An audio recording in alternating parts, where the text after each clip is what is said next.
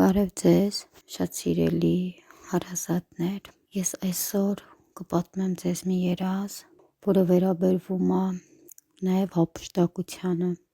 Ես քայլելով գնում եմ, շատ ուրախ տրամադրությամբ քայլում եմ, ուրախ երգելով, գնում եմ մի նեղ ճանապարհ, հետո այդ ճանապարհը բացվում է, լայնանում է ու պարզադառնում, գնում եմ ու տեսնում եմ շատ մեծ կանաչ լեռ, շատ կանաչ ու սպիտակ նշան կար վրան։ Ես երազումս հասկանում էի, որ դա Աստծո լեռն է։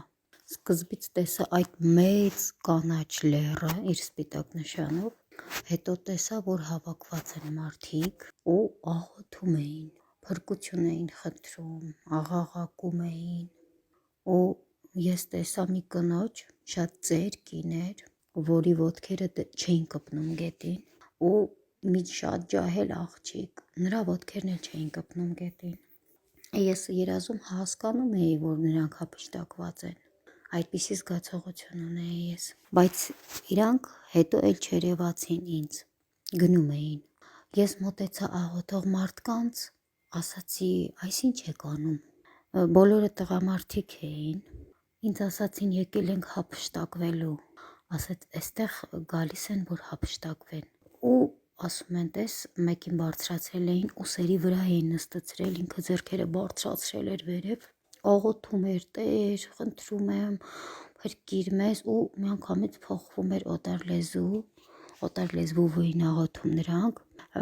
ու ես երազում իմանում էի, որ դա ռուսերեն էր, բայց ես միևնույնն է չէի հասկանում նրանց լեզուն, ես հասկանում էի, որ դա ռուսերեն էր, բայց ես չէի հասկանում նրանք ինչեր էին ասում, անհասկանալի բառեր էին խոսում, ու ես երազում նրանց ասացի, ես նրանց ասում էի, որ դուք ինչ-որ մի բան սխալ եք անում, այդպես չեն անում, չէ, դա սխալ է ասում էի, բայց նրանք միևնույնն է ինձ չէին լսում, ու ես լսեցի Սուրբ Հոգու ձայնը, որը մի քանի անգամ ասաց «Предательство»,